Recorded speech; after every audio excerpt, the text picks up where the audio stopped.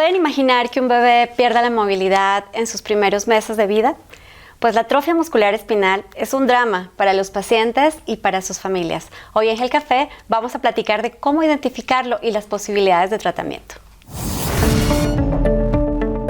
Health Café, presentado por Laboratorio Médico del Chopo, con Juana Ramírez y el doctor Fernando Castilleja. Les habíamos prometido en Health Café dedicar más episodios a los pequeños y hemos hablado de cuáles son las señales de alerta, también hablamos de las enfermedades raras o poco frecuentes y justamente para hablar de una de ellas hoy hemos invitado al doctor Juan Carlos García Beristain. Bienvenido, Juan Carlos. Hola, Juana Fer, mucho gusto. Bienvenido. Un placer. Juan Carlos es neuropediatra, experto en trastornos de la movilidad y con una muy buena experiencia en esta enfermedad. Oye, mira, esta enfermedad es de las consideradas raras o huérfanas, ya que tiene una prevalencia de 1 entre cada 10,000 nacidos vivos. Y sabemos que el 60% de estos pequeños desarrollan o manifiestan la enfermedad antes de los 6 meses, sobre todo los músculos pues que les permiten moverse, darles tono en la espalda de tal manera pues que no se pueden sentar, inclusive afectan a la respiración, ¿no? Y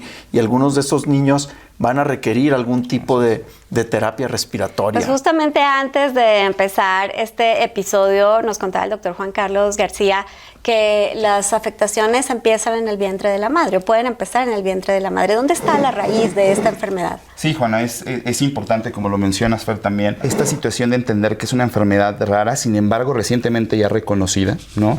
En esta búsqueda y en esta lucha constante que tenemos con los grupos también de padres, se logró el reconocimiento como enfermedad rara este año, 2023, junto con otras enfermedades también neuromusculares. Pero como te decía, es una enfermedad que muchas veces es muy curioso el proceso de evaluación porque empieza desde que se va formando la médula espinal del niño, después obviamente en el vientre de mamá empieza con toda la falta de movilidad, con algunos problemas de fuerza y al momento de nacer ya podemos tener ciertas manifestaciones como implicaciones para poder comer, o sea, problemas de deglución, problemas de movimiento o respiración.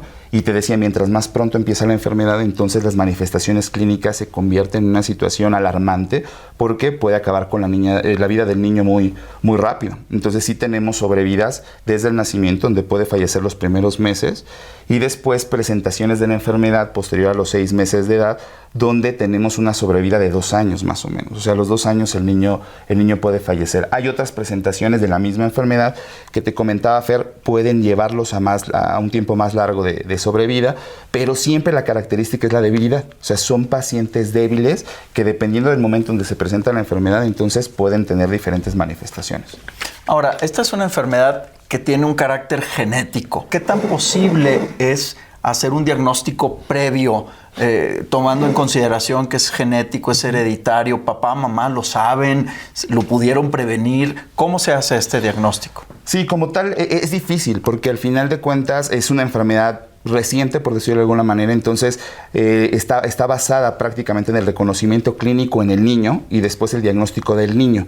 Pero lo que es una realidad es que el diagnóstico genético que estamos realizando actualmente es mucho más rápido, es mucho más ágil. Eso nos permite el poder tener diagnósticos prácticamente en un par de semanas a partir de que tomamos la muestra de sangre o de saliva del paciente. ¿Por qué es importante esto, Fer? Porque al final sí nos puede permitir empezar a hacer como lo hacíamos anteriormente, estos árboles genealógicos, que nos permitía ver entonces cuántos hermanos tiene ese niño. Y aquí, al ser una enfermedad autosómica recesiva, entonces lo que es una doctor, realidad... espérenme. Pero es que ustedes empiezan a platicar y ya todos los demás no entendemos nada. Exacto. Es una enfermedad que...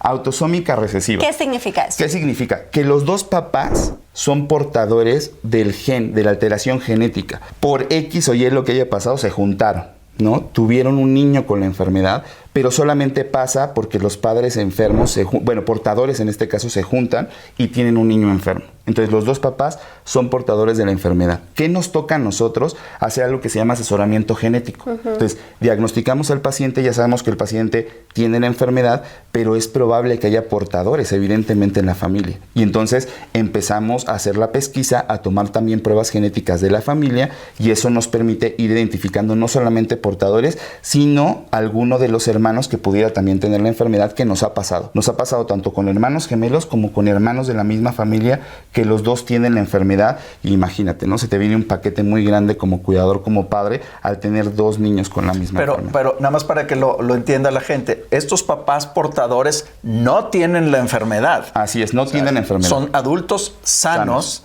que tienen el material genético y tengo entendido, es el 25% de probabilidad de que el bebé pudiera tener esta enfermedad. Así es, el 25% de cada embarazo. Es decir, cada que te pregunta la mamá, oye, ¿puede nacer mi hijo con la enfermedad? La respuesta es, tienes el 25% de probabilidades de que nazca con la enfermedad, pero también el porcentaje similar de que nazca portador, porque es importante, porque al final de cuentas, a lo largo de la vida de tus hijos, tendrás que ir viendo estas combinaciones genéticas en su futura familia con el fin de determinar que no tengas por ahí algún niño afectado. Cada vez que hablamos de genética, he dicho, Juan Carlos, que pareciera que ya no solamente hay que preocuparse por la compatibilidad de caracteres en la pareja, sino también por la compatibilidad genética.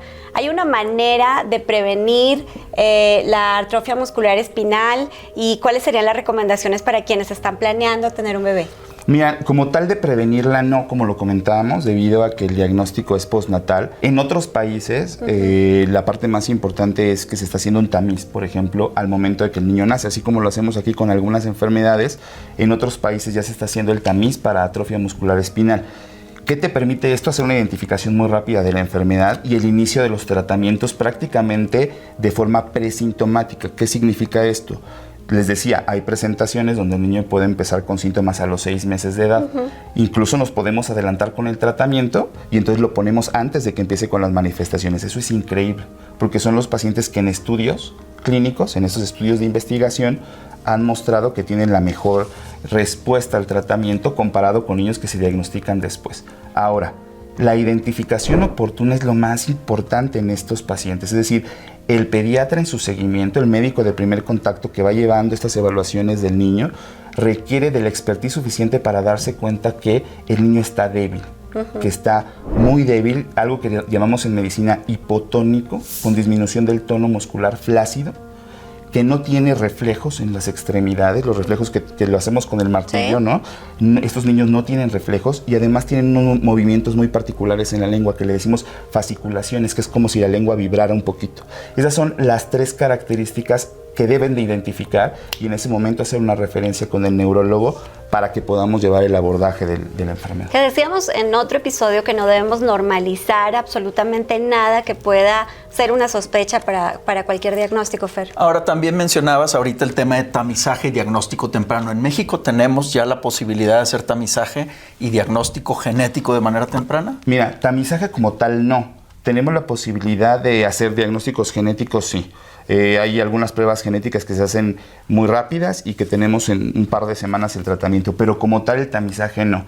Estamos en este esfuerzo colaborativo con diferentes instituciones de poder empezar a trabajar primero en un pilotaje, ¿no? Ojalá y se dé pronto para poder reunir cierto número de pacientes, que estamos hablando, serían 20,000 hablando de la prevalencia, para de esos 20,000 lograr identificar a 2 niños, por ejemplo, con atrofia muscular espinal y lograr demostrar que el tamiz vale la pena, por ejemplo.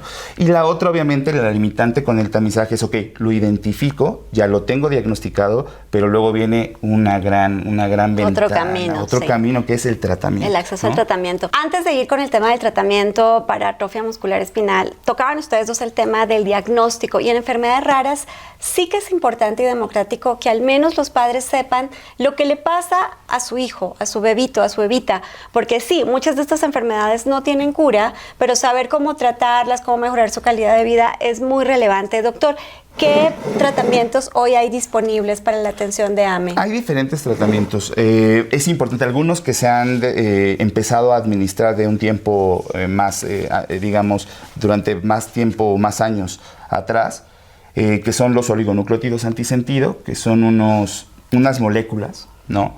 Muy grandes, que deben de llegar a la médula espinal, al sistema nervioso central.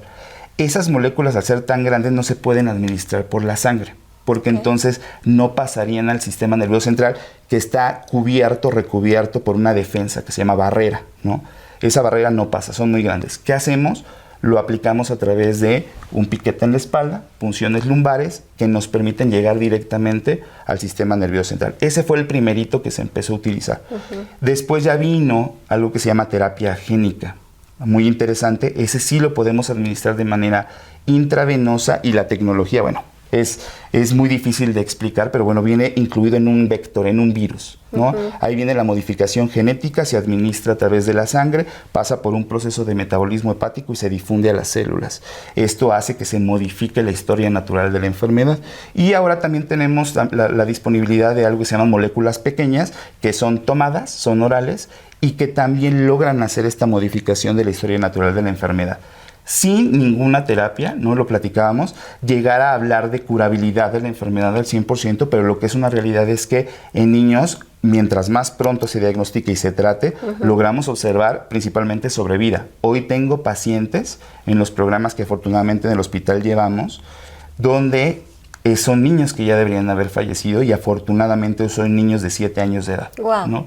Y eso es obviamente gratificante en el sentido de que ojalá ya existieran las rutas tanto de las vías económicas como de las vías de salud para poder conseguir ese tipo de tratamientos, porque sería increíble poder ver estas mismas historias replicadas en otros pacientes. Ahora, los tratamientos, además de las terapias génicas o de biomoléculas importantes, pues no puedes dejar de lado el tema rehabilitación e incorporación de toda la familia y todo el sistema en el cuidado y pues ahora sí en el sostenimiento de estos pequeños, ¿no? Totalmente, el manejo es multimodal, es multidisciplinario, ¿no? De hecho, lo que hacíamos hasta hace algunos años antes de que estas terapias existieran era este manejo paliativo, ¿no? Qué importante, porque hoy, por ejemplo, en el hospital tenemos una unidad solo de cuidados paliativos que nos permite, independientemente de si está tratado o no el niño, irlo siguiendo a lo largo de la vida, ir entendiendo qué se le va asociando, que le decimos comorbilidades, es decir, qué otras cosas podemos identificar en el paciente. Y esto es fundamental porque asociado no solo a rehabilitación, podemos hablar de neumología por la situación que hablábamos de la dificultad respiratoria,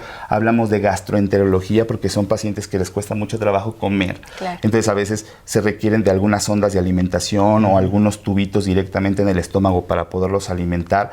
Y podemos hablar de ortopedia también, podemos hablar de endocrinología, de genética. Es una serie de especialistas que nos juntamos. Nosotros tenemos un dicho, un niño con atrofia muscular espinal es conocido por todo el hospital. Es paciente de todos. Pues doctor, aprovechando y agradeciéndote por acompañarnos y aceptar nuestra invitación a este episodio de Gel Café, le vamos a mandar, Fer, ¿qué te parece? Un saludo a todos los especialistas del Hospital Infantil de México por el trabajo extraordinario que hacen, porque llenan de esperanza a estos cientos, miles de pacientes que necesitan ayuda. Identificar las enfermedades raras, reconocerlas, diagnosticarlas y gestionar lo necesario para que los niños tengan acceso a tratamiento es una responsabilidad conjunta y es un trabajo de todos. Y de hecho las asociaciones de pacientes aquí es donde tienen un papel muy, muy importante porque los médicos hacen lo propio, pero las asociaciones de pacientes hacen mucho trabajo para gestionar recursos, para gestionar estrategias, para tocarle la puerta al gobierno, para tocarle la puerta a las instituciones, para que estos pequeños tengan una esperanza, porque también sabemos que estas terapias son sumamente caras y pueden llegar a desmantelar un sistema de salud. Pocos sistemas tienen la capacidad hoy financiera para sostenerlos. Sin embargo, el tratamiento multimodal o multidisciplinario debe darse y está ahí.